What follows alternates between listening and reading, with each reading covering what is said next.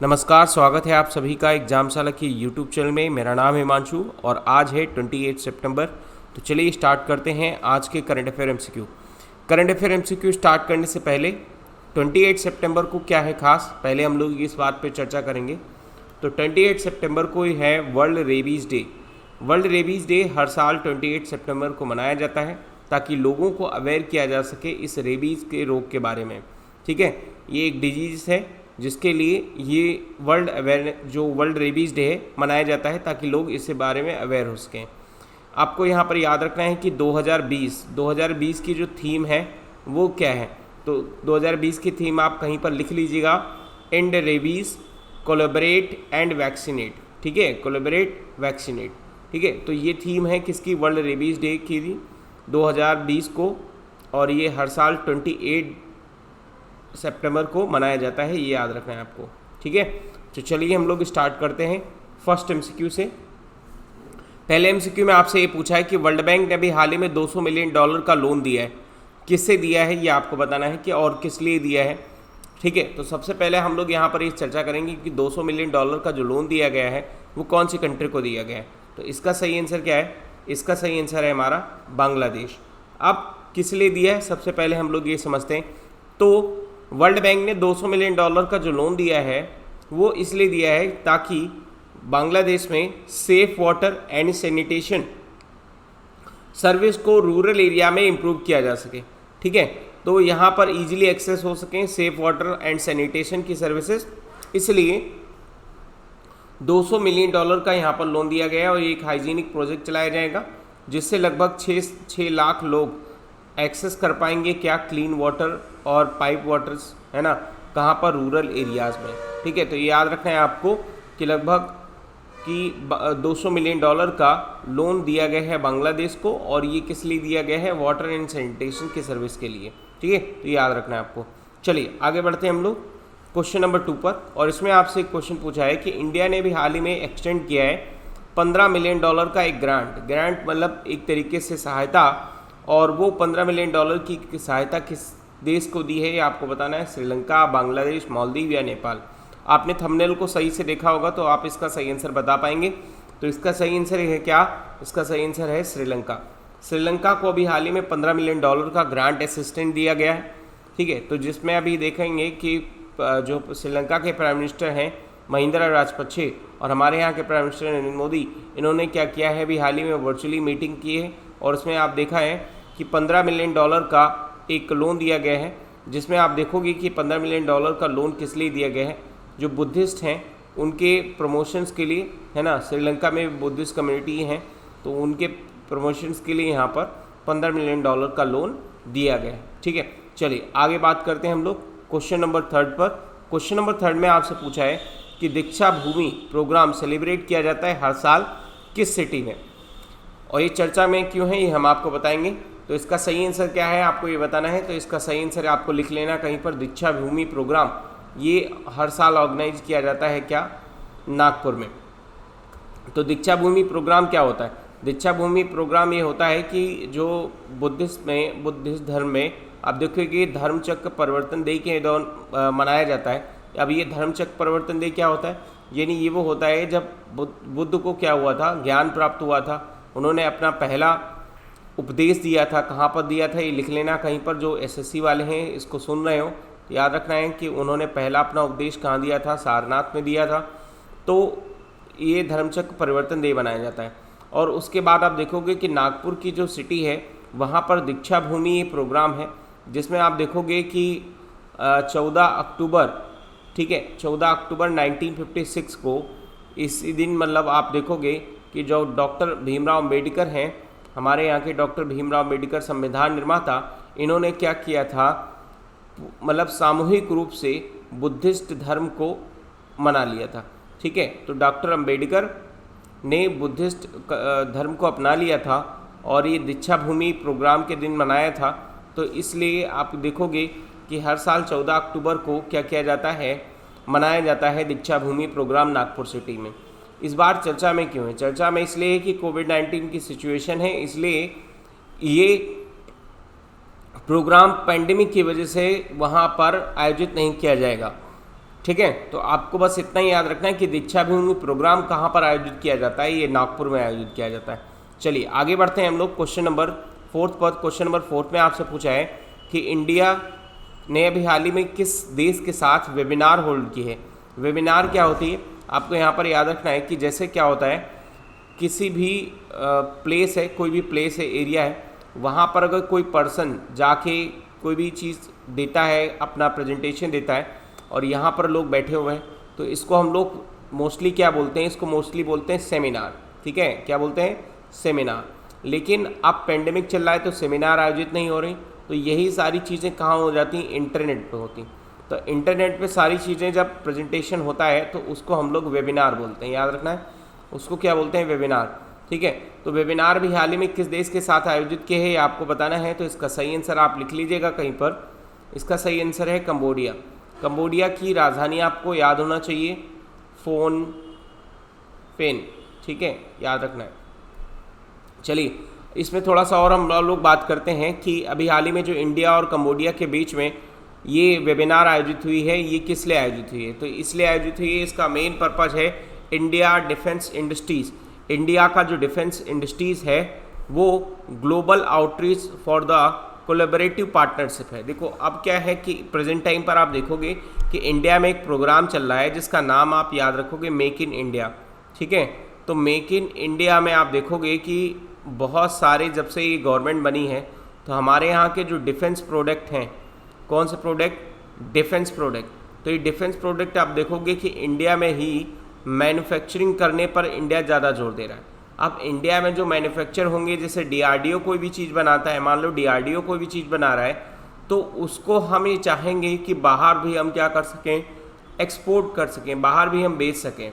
ठीक है, बाहर भी हम बेच सकें। अभी हमारा डिफेंस एक्सपोर्ट इतना बेहतर नहीं है, लेकिन फिर भी हम सोच रहे हैं कि हमारे जो ईस्ट के कंट्री हैं, यानी ईस्ट की तरफ रहने वाले कंट्री हैं, खासकर आसियान कंट्री, तो वहाँ पर हम अपना डिफेंस प्रोडक्ट जो है वो क्या कर सकते हैं, बेच सकते हैं। तो आप देखोगे कि डिफेंस रिलेशन इंप्रूव करने के लिए अभी ये $5 बिलियन का टारगेट रखा गया है नेक्स्ट 5 साल में, कि हम इंडिया के जो डिफेंस एक्सपोर्ट हैं उनको कंबोडिया में क्या किया जाएगा, एक्सपोर्ट किया जाएगा। ठीक है, तो इसलिए ये वेबिनार आयोजित हुई है, ये याद रखना है आपको। चलिए आगे बढ़ते हैं हम लोग क्वेश्चन नंबर 5 पर। तो क्वेश्चन नंबर 5 में आपसे क्या पूछा है, इसमें आपसे पूछा है कि अभी हाल ही में इंडिया किस देश के साथ एक एक्सरसाइज कर रहा है जिसका नाम है जिमेक्स। जिमेक्स ये हो रही है कहाँ पर, नॉर्थ अरेबियन सी में।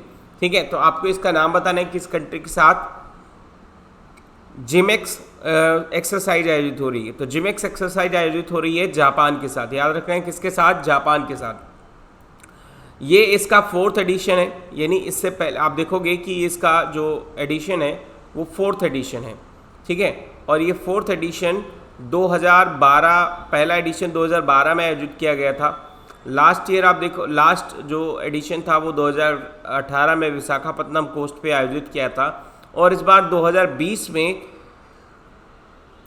इसका एडिशन नॉर्थ अरेबियन सी में 26 सितंबर से कंटिन्यू चल रहा है। तो ये चीज़ याद रखना है आपको, और इसमें मेन फोकस रहेगा इनका कि focus on the maritime security corporation पर, जो इंडिया और जापान की एक्सरसाइज हो रही है उस पर इसका फोकस रहेगा। ठीक है, तो याद रखना है जिमेक्स इंडिया और जापान के बीच में एक नेवल एक्सरसाइज है। चलिए आगे बढ़ते हैं। अभी हाल ही में किसने लॉन्च किया ये आपको बताना है, फिट इंडिया। जहाँ पर ये कहीं पे भी वर्ड है फिट इंडिया, तुरंत आप आँख मीच के लगा सकते हो कि ये प्रोग्राम जारी किया है किसने, नरेंद्र मोदी ने, प्राइम मिनिस्टर। काफ़ी फिट रहना चाहते हैं, और देखोगे कि फिट इंडिया प्रोग्राम में आप देखोगे कि ये जो भी हमारे एथलीट हैं, फेमस पर्सन हैं, उनसे उन्होंने मीटिंग की, और मीटिंग करने के बाद बताया कि किस तरीके से हम फिट इंडिया मूवमेंट को, फिट इंडिया डायलॉग को क्या कर सकते हैं, प्रमोट कर सकते हैं। तो इसकी 2020 को यानी 24 सितंबर को एक फर्स्ट एनिवर्सरी थी, यानी लास्ट ईयर में आप ये देखोगे कि फिट इंडिया मूवमेंट चलाया गया था। तो इस साल इसकी पहली एनिवर्सरी थी। इसी दौरान आपने देखा कि प्राइम मिनिस्टर ने काफ़ी जो एक्सपर्ट सिटीजन हैं उनसे बात की, और लोगों को कहा कि जो अक्रॉस द कंट्री लोग हैं उनको किस तरीके से इन्फ्लुएंस किया जा सके ताकि वो भी फिट रहने की कला को सीख सकें। ठीक है, तो ये याद रखना है आपको। आगे बढ़ते हैं हम लोग क्वेश्चन नंबर 7 पर। क्वेश्चन नंबर 7 में आपसे पूछा है कि विच स्टेट सीएम, आपको यहाँ पर बताना है किस स्टेट के सीएम ने अभी हाल ही में इनॉग्रेट किया है किस चीज़ को, ग्रीन प्रोजेक्ट को, किस लिए, बिल्ड फॉर मतलब to build in the collaboration with the European Union countries. ठीक है, तो आपको यहाँ पर ये बताना है किस स्टेट की सीएम ने भी हाल ही में ग्रीन प्रोजेक्ट साइन किया है, इनॉग्रेट किया है, वो भी बिल्ड किया गया है यूरोपियन यूनियन कंट्रीज के द्वारा। तो इसका सही आंसर क्या है? इसका सही आंसर है वेस्ट बंगाल। अब वेस्ट बंगाल की सीएम आपको पता ही होगा,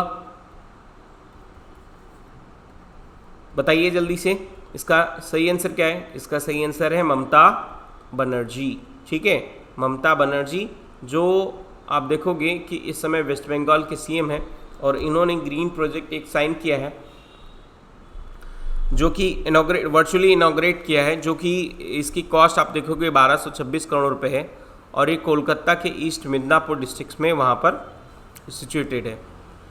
तो ग्रीन प्रोजेक्ट ये बनाया गया है किसकी तरफ से? ये यूरोपियन यूनियन की कंट्री की मदद से यहाँ पर बनाया गया है। ठीक है, तो याद रखना है आपको कहाँ पर, कोलकाता में ये मिशंस ये जो आपका ग्रीन प्रोजेक्ट है ये इनॉग्रेट किया गया है। चलिए आगे बढ़ते हैं हम लोग क्वेश्चन नंबर 8 पर। क्वेश्चन नंबर 8 में आपसे पूछा है कि अभी हाल ही में किस बैंक ने लॉन्च किया है सेफ पे कॉन्टैक्टलेस डेबिट कार्ड, यानी डेबिट कार्ड जो आपका होता है, आप देखोगे जो आपका डेबिट कार्ड है, किसी भी आप मशीन पर जाओगे, किसी भी शॉप पर जाओगे तो वहाँ पर डेबिट कार्ड आपको क्या किया जाएगा? स्वैप किया जाएगा। स्वैप कहाँ किया जाएगा? एक मशीन होती है उसके पास, पीओएस मशीन। पीओएस मशीन का मतलब होता है पॉइंट ऑफ सेल। तो पॉइंट ऑफ सेल मशीन पर वहाँ पर स्वैप करते हैं और जिससे आपके अकाउंट से जो भी पेमेंट होता है वो क्या हो जाता है? डेबिट हो जाता है। ठीक है, तो यहाँ पर याद रखना है कि वर्ल्ड जो सेफ पे है ये लॉन्च किया गया है किसकी तरफ से, किस बैंक की तरफ से? तो याद रखना है ये लॉन्च किया गया है आईडीएफसी की तरफ से। ये कॉन्टैक्टलेस डेबिट कार्ड होगा। जब आप पीओएस टर्मिनल पर जाएंगे तो वहाँ पर ये आपका जो स्मार्टफोन है ये क्या करेगा? Near field communication. Near field communication का मतलब होता है यानी एक ऐसा कम्युनिकेशन जैसे आप कभी भी एक इलेक्ट्रॉनिक ट्रांजैक्शन करते हो थ्रू पीओएस टर्मिनल पर, तो उसको हम लोग नियर फील्ड कम्युनिकेशन बोलते हैं। तो आप क्या कर सकते हो? अपने फ़ोन का इस्तेमाल कर सकते हो कहाँ पर? डेबिट कार्ड की बजाय आप अपने फ़ोन का इस्तेमाल कर सकते हो और फ़ोन का इस्तेमाल करके आप वहाँ पर अपना आसानी से पेमेंट कर सकते हो। तो याद रखना है कि ये सुविधा लॉन्च की है किसने? आईडीएफसी बैंक ने।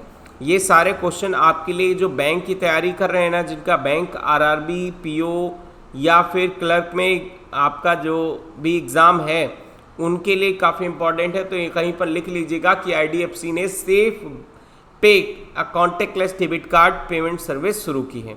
चलिए आगे बढ़ते हैं हम लोग क्वेश्चन नंबर 9 पर। अभी आपको बताना है यूनाइटेड किंगडम यानी यूके ने भी हाल ही में किस कंट्री के साथ वाटर पार्टनरशिप यानी वाटर की जो अवेलेबिलिटी है वो बढ़ाने के लिए एक पार्टनरशिप साइन किया है, किस कंट्री के साथ? तो आपको ये बताना है। इसका सही आंसर क्या है? इसका सही आंसर है इंडिया। इंडिया के साथ अभी हाल ही में उन्होंने क्या किया है कि एक पार्टनरशिप साइन किया है जिसमें वो क्या करेंगे? एक ट्रेनिंग प्रोवाइड करेंगे, प्री ट्रेनिंग, और एक इसमें क्या होगा कि better water infrastructure and conservation की जो फैसिलिटी है वो रूरल एरिया में किस तरीके से इम्प्रूव किया जा सके, इसलिए वहाँ पर आप देखोगे कि ये प्रोग्राम शुरू किया गया है यूनाइटेड किंगडम और इंडिया की तरफ से। तो ये पार्टनरशिप प्रोग्राम है और जो इंडिया और यूके की तरफ से प्रमोट किया जाएगा। आपने सुना होगा एक मंत्रालय बना है जिसका नाम है जल शक्ति मंत्रालय। तो जल शक्ति मंत्रालय का मतलब क्या है? यहाँ पर कि सभी को पानी उपलब्ध हो और साथ साथ में हमारा वाटर कंजर्वेशन अच्छा हो। तो इसके लिए इंडिया यूके से मदद ले रहा है और यूके इसमें क्या कर रहा है? कुछ टेक्नोलॉजी और कुछ इंफ्रास्ट्रक्चर कैसे डेवलप किया जाए इसके बारे में इंडिया को हेल्प कर रहा है। ठीक है, तो ये चीज़ याद रखना है आपको। क्वेश्चन नंबर 10 में आपको पूछा है कि नीति आयोग ने हाल ही में एक ऑर्गेनाइज किया है रेस 2020 समिट। तो इसमें आपको ये बताना है कि रेस यानी रेस जो है 2020 ये किस मिनिस्ट्री के द्वारा यहाँ पर आयोजित की गई। तो याद रखना है आपको कि रेस ये आयोजित किए गए हैं ministry of electronics and information technology. ठीक है, तो ये है किसके लिए? ये है अपना रिस्पॉन्सिबल फॉर एआई यानी artificial intelligence for social empowerment 2020 के लिए प्रोग्राम शुरू किया गया है रेस 2020। और इसमें याद रखना है आपको किस मिनिस्ट्री के अंतर्गत ये काम करेगा, तो ministry of electronics and information technology की तरफ से नीति आयोग ये ऑर्गेनाइज करेगा और इसका मेन फोकस होगा कि हम आर्टिफिशियल इंटेलिजेंस के द्वारा सोशल एम्पावरमेंट किस तरीके से कर सकते हैं। इस मीटिंग में होगा क्या, यानी आर्टिफिशियल इंटेलिजेंस की मदद से हम लोग सोशल ट्रांसफॉर्मेशन कैसे कर सकते हैं, लोगों में इंक्लूजन यानी समावेशी विकास किस तरीके से हो सकता है, एम्पावरमेंट कैसे हो सकता है, health care, agriculture, education and smart mobility sectors में एआई किस तरीके से मदद कर सकता है। इसके लिए जो एक्सपर्ट हैं वो अपने माइंड से मतलब जो उनके पास आइडियाज़ हैं वो क्या करेंगे, एक्सचेंज करेंगे इस कोर्स में, ठीक है। तो ये याद रखना है आपको। चलिए तो आगे बढ़ते हैं। खैर आज ये लास्ट क्वेश्चन था, 10th क्वेश्चन। तो आज के इस सेशन में इतना ही। Thank you and thank you for watching. Video को ज़्यादा से ज़्यादा शेयर कर दीजिए करिए और लाइक करिए वीडियो को अगर आपको पसंद आया हो, और अपने दोस्तों को भी शेयर करिए ताकि वो भी इस वीडियो को देखकर अपनी पढ़ाई को बेहतर कर सकें। चलिए।